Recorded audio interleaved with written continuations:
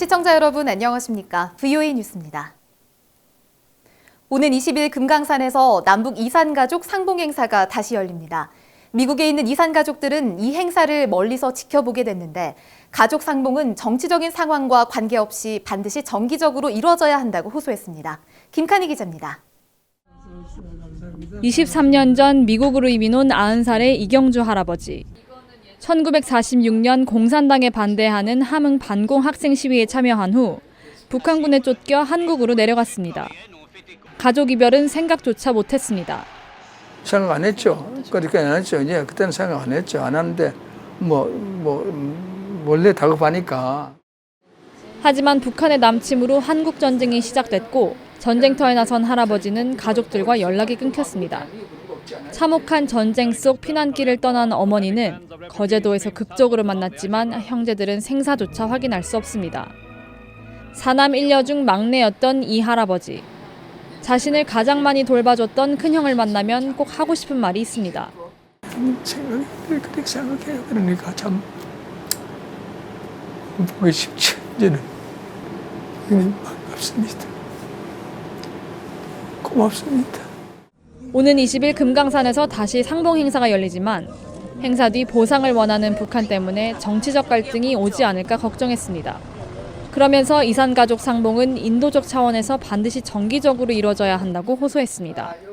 언제든지 금강산 같이 이렇게 만들어가지고 매달 언제 만나게 한다. 그거 약간 좋죠. 그렇게 하면 얼마나 좋아요. VOA 뉴스 김칸희입니다. 문재인 한국 대통령이 제안한 동아시아 철도 공동체 구상에 대해 미국 내 전문가들은 정치적 수사고 실현 가능성이 적은 희망사항이라고 지적했습니다. 대북 제재 균열 우려도 나왔습니다. 조상진 기자의 보도입니다. 한국 문재인 대통령이 지난 광복절 경축식에서 동아시아 철도 공동체를 제안했습니다.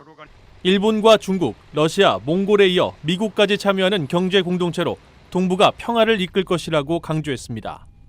미국 내 전문가들은 일단 정치적 수사라고 분석했습니다. It's way premature at this point. There's many short-term things that need to be resolved. 석탄 철강 관련 국제기구에서 경제 통합까지 나아간 유럽연합을 예로 든 데 대해서는 공산국가 북한의 현실을 낙관적으로 본 것이라고 지적했습니다. Comparing it to the economic coal and steel union in Europe, it shows to me kind of a misunderstanding of North Korea. That economic union in Europe occurred between capitalist countries, between capitalist democratic countries. I don't know. I'm an economist, though. I've looked at these crazy projects. They don't make economic sense. 대북 제재에 균열이 올 수 있다는 우려도 나왔습니다. There will always be that concern. The North Koreans can divert resources. So the terms and conditions under which these projects take place will be very important to keep a tight lid or a tight grip on how the money is spent. 특히 이번 제안은 중국과 러시아가 반길 일이라면서 미국에는 정치적, 경제적, 지리적 이득이 없을 것이라고 지적했습니다.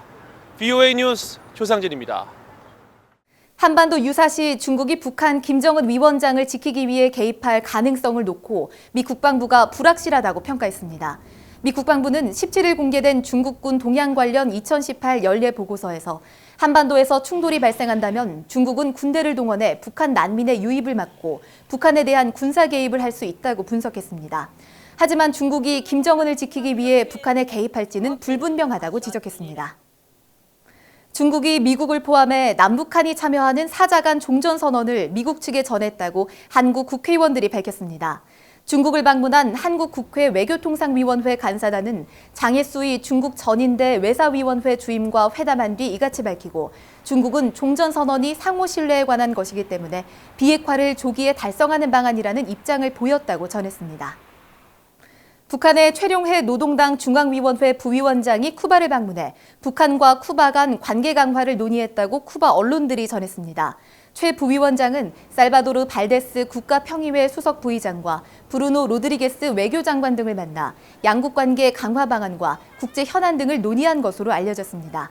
앞서 리수용 북한 노동당 국제담당 부위원장도 지난달 쿠바를 방문해 양국 관계 강화 방안을 논의한 바 있습니다. VOA 뉴스 마칩니다. 시청해주신 여러분 고맙습니다.